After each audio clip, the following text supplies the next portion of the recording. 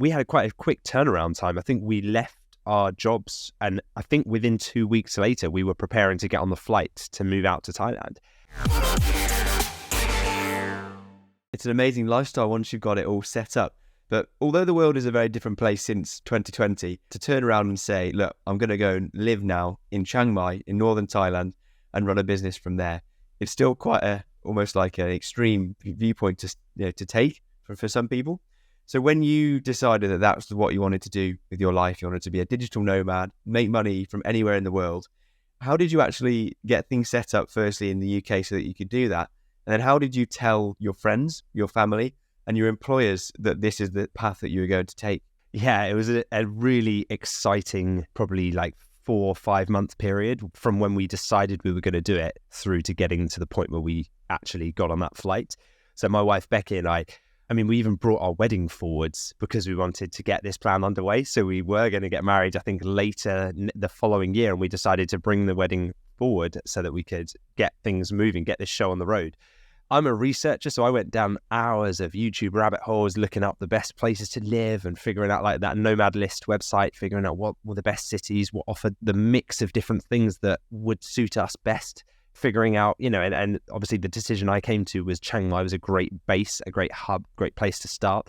But even looking at things like what were the best co-working spaces there, what were the best areas to live in, what were the best types of jobs to be running whilst out there, what types of companies to be running whilst out there. So I think, in preparation for leaving from the UK, I mean, there was a whole list. I think there was like a Trello board list that someone had made that was like becoming a digital nomad list. And it told you all the things you needed to do. And there are things you wouldn't even think of, like setting up mail forwarding from your house to a virtual post box that would scan your mail and then email you through the scans of your mail so that you could see it whilst you were abroad. We had to figure out had to get everything out of our flat in London at the time. We auctioned all of our belongings that we just didn't want or need anymore off to friends and family. And we had this funny drunken auction with all of our friends at our flat for the evening. And we ordered 10 Domino's pizzas and then just auctioned off the clock on the wall and the Hoover and the TV and the soundbar and all this stuff. It was quite funny. And then, they were kind of asking, what are you actually doing though? Are you working out there? Is this a gap year? Are you just going to and people couldn't get their head around it. And I was saying, well, no, I've started an e-commerce business. It's already up and running. I've already replaced my income with it. And now I want to go and travel and so that we can live and experience other cultures whilst still doing it. So no, I'm not putting my career on hold. This isn't some midlife crisis that I've decided to just drop everything and go traveling. But I think that people felt that because it was unprecedented in their eyes, obviously it wasn't because we weren't the first people to ever do it. I'm under no illusion on that front. But because in our circles, they hadn't heard it before. It was such a foreign concept. And something that really brings this home is quite a funny story. So a friend of mine who I worked with at the company that I was at before, I sent out this email to lots of people on the last day of me leaving. And I was reading it the other day, actually. It was quite a nice email. I just said, thank you so much for the last 10 years, I think it was, working there.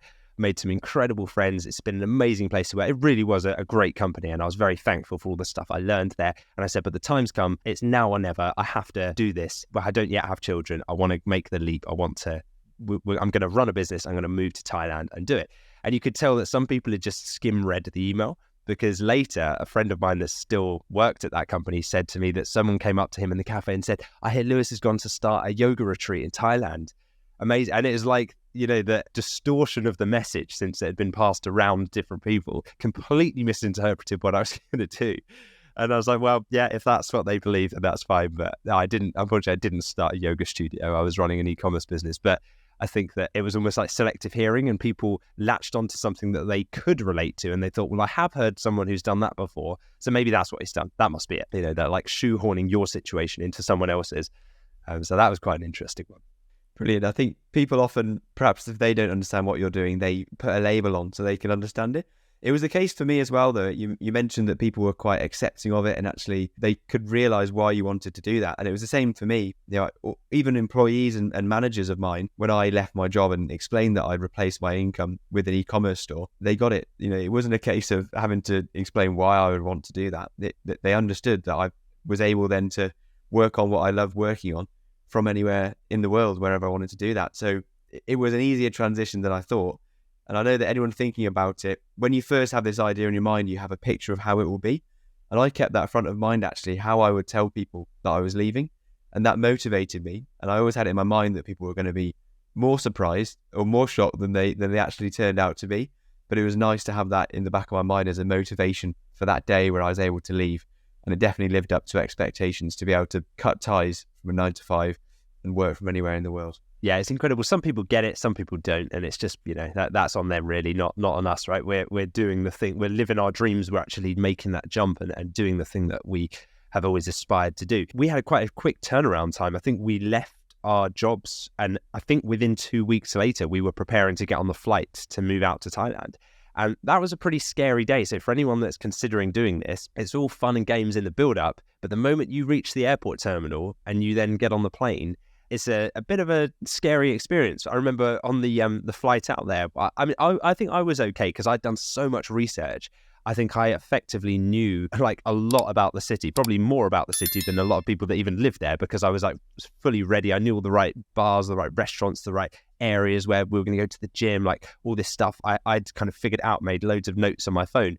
But Becky, I remember on the plane, halfway through, we were at like 30,000 feet, and she suddenly just turned to me, and you could tell she was having a bit of a wobble, and she was like, oh no, like, I don't know if we've done the right thing here. What have we done? We're like leaving our families. Is this the right move? Like, and you could tell that suddenly it had hit home, and I had to really question that as well. And I had to have that belief that powered us through and said, I promise it will be okay. We'll figure it out together. We're on this journey together. So I think going with a partner is another thing as well that can make it an even more enjoyable experience, because you get to share those experiences and build those memories together. But it was a nice feeling because when we got off the plane, I remember when you turn your phone back on and it connects to the Thailand network and says like, welcome to Thailand. I got this flood of Shopify notifications came through, and it was all of the sales. And I just felt at that point, this is a sign, like something, because it'd been a night flight, I think. And throughout that night, we just had lots of sales coming in. And I just felt like, well, what's just come through on the phone there has paid for the flights. Right. So, and then I think some friends of ours treated us to a really nice hotel. So like a 5-star hotel for the first few nights when we arrived. So it was like you could get our bearings and find our feet and make sure that we settled in properly. So we arrived and we started looking around at some long-term rental apartments, and there were some incredible modern apartments. We ended up living in a place that you could only dream of living in the UK, where it was like penthouse apartment with infinity pool and ultra-fast Wi-Fi, sauna, fitness, amazing gym, surrounded by really cool coffee shops where lots of people were co-working in, and nice restaurants. So a really great place to live. And once we did settle, we were very settled and very happy there.